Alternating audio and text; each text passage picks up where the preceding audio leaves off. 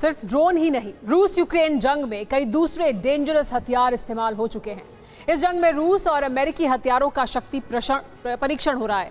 लेकिन अब ये जंग उस मोड़ पर पहुंच चुकी है जहां से महाविनाश की उल्टी गिनती शुरू होती है। और ये आशंका कोई कल्पना नहीं है, बल्कि इसके पूरे प्रमाण हैं। यूरोप और एशिया के बीच अब तक महाविनाश के रास्ते में जो ब्रेकर था, वो अब ब्रेक हो चुका है। आसमान पर न्यूक्लियर मशीनें गरजने लगी हैं।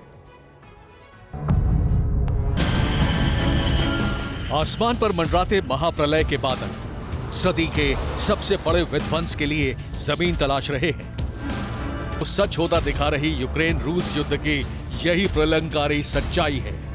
यूक्रेन और रूस के बारूदी बवंडर में अब तक कई पड़ाव आए। रूस ने 72 घंटे में यूक्रेन पर कब्जे की प्लानिंग के तहत स्पेशल ऑपरेशन लॉन्च किया।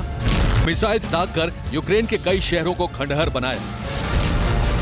हालांकि तय मियाद में लक्ष्य हासिल नहीं हुआ, लेकिन प्रशासनिक दफ्तरों पर कब्जा करके यूक्रेन की हार पर तकरीबन मोहर लगी ही थी कि तभी बाजी पलटी।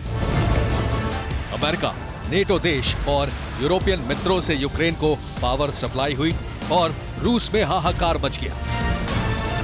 हालात ये बने कि रूस के पास एडवांस्ड हथियारों की कमी पड़ गई। नतीजतन रूस की नजर मददगारों की तरफ घूमी। ईरान से मदद भी मिली और युद्ध का पूरा रुख बदल गया। ये सब हुआ जब युद्ध को 7 महीने से ज्यादा वक्त बीत गया और तब से अब वार के बाद पलटवार का सिलसिला बदस्तूर जारी है। लेकिन हथियारों का भंडार सीमित है, इसलिए जल्द ही एडवांस्ड हथियारों के खत्म होने का संकट मंडराते ही न्यूक्लियर अटैक की आशंका असली आसमान पर साक्षात मंडराने लगी है। तो क्या रूस ने परमाणु युद्ध की तैयारी शुरू कर दी है? क्या यूएस नेटो भी न्यूक्लियर जंग के लिए तैयार है?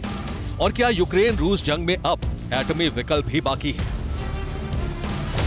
हर सवाल अपने आप में अहम है, लेकिन इन तमाम सवालों के जवाब आपको सिर्फ एक तस्वीर से मिल जाते हैं। ये तस्वीर पूरी दुनिया को दहशत से भर सकती है, लेकिन ये कल्पना नहीं है, बल्कि सबसे बड़ी आशंका के सच होने का सबूत है। ये रूस का Tu-95 MS बॉम्बर है। वो बॉम्बर जो न्यूक्लियर मिसाइल लॉन्च करने में सक्षम है, जो KH-101 stealth long range missile की ताकत बढ़ाता है।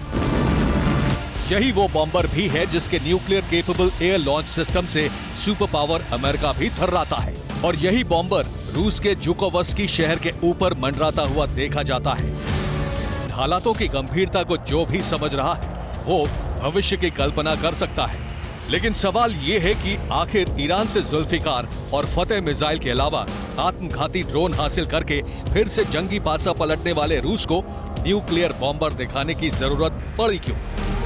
दरअसल इस युद्ध में रूस के लिए हालात ऐसे हो गए हैं कि उसके लिए शक्ति प्रदर्शन करना बहुत जरूरी हो गया है, क्योंकि कई सारी मीडिया रिपोर्ट्स में यह दावा किया गया है कि रूस के पास हथियार और मिसाइलों की भारी कमी हो गई है।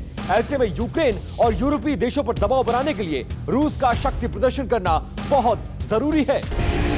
जाहिर है रूस यूरोप और अमेरिका पर दबाव बनाने के लिए ही न्यूक्लियर बॉम्बर का इस्तेमाल कर रहा है, लेकिन इसके इस्तेमाल की दो सबसे बड़ी वजह है। नेटो और अमेरिका की रूस के खिलाफ न्यूक्लियर तैयारी। क्रमवार इन तैयारियों को समझिए। दरअसल नेटो ने अपनी न्यूक्लियर एक्सरसाइज शुरू कर दी है। 17 से 30 अक्टूबर तक नेटो का ये अभ्यास लगातार जारी रहेगा। इस एक्सरसाइज में यूएस समेत नेटो के 14 देश हिस्सा ले रहे हैं और एक्सरसाइज में अमेरिकन B-52 बॉम्बर समेत 60 प्लेन शामिल किए गए हैं। यानी सीधे तौर पर न्यूक्लियर चुनौती का सामना करने के लिए बड़े पैमाने पर तैयारी का अभ्यास हो रहा है। या दूसरे शब्दों में कहें तो रूस के न्यूक्लियर अटैक के बाद जवाबी कार्रवाई की रणनीति बनाई जा रही है। ये भी एक वजह है कि रूस ने अपने न्यूक्लियर बॉम्बर दिखाकर नेटो को जवाब दिया है। लेकिन इसी वजह का दूसरा पहलू ये भी है कि नेटो की न्यूक्लियर एक्सरसाइज के बाद रूस भी अपनी न्यूक्लियर एक्सरसाइज शुरू करने जा रहा है, जिससे नेटो को सीधी चुनौती देने की कोशिश होगी। अब Tu-95 की उड़ान की एक और वजह समझिए। दरअसल अमेरिका ने अपने B-52 बॉम्बर को अपग्रेड करने का फैसला लिया है।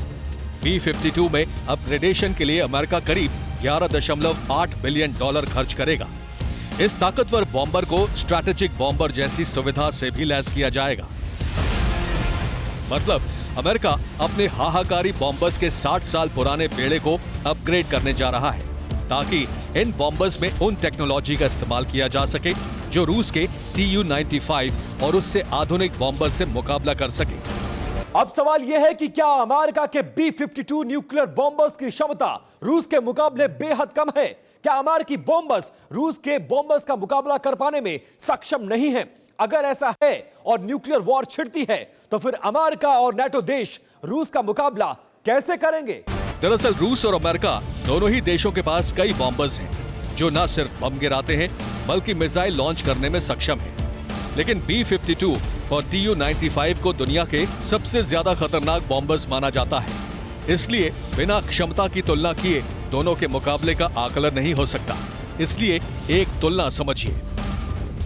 गति की बात करें तो Tu-95 850 किलोमीटर प्रति घंटे की रफ्तार से उड़ान भर सकता है। इसके मुकाबले B-52 की गति 1000 किलोमीटर प्रति घंटा है। इसके अलावा Tu-95 एक बार में करीब 12,800 किलोमीटर तक उड़ान भर सकता है, जबकि B-52 12,000 किलोमीटर तक उड़ान भरने में सक्षम है। वहीं Tu-95 50 मिलियन टन तक विस्फोटक ढोने में सक्षम है। इसके मुकाबले B-52 35 टन तक ही पेलोड का भार उठा सकता है। हालांकि दोनों ही बॉम्बर्स 4 इंजन से लैस हैं जो कई मिसाइल्स भी ढोने और दागने में सक्षम है, लेकिन जानकार बताते हैं कि परफॉर्मेंस के आधार पर रूस का Tu-95 और उसके उन्नत संस्करण अमेरिकन बॉम्बर से कहीं ज्यादा आगे है। और ऐसा इसलिए माना जाता है क्योंकि इन बॉम्बर्स की कई क्षमताओं को रूस ने अब तक रहस्य रखा है। अब कल्पना कीजिए कि जिस रहस्यमय बॉम्बर को रूस आसमान में उड़ा रहा है वो क्या संकेत दे रहे हैं? जाहिर है महाविनाश है। Bureau report, TV9 Bharatvarsh.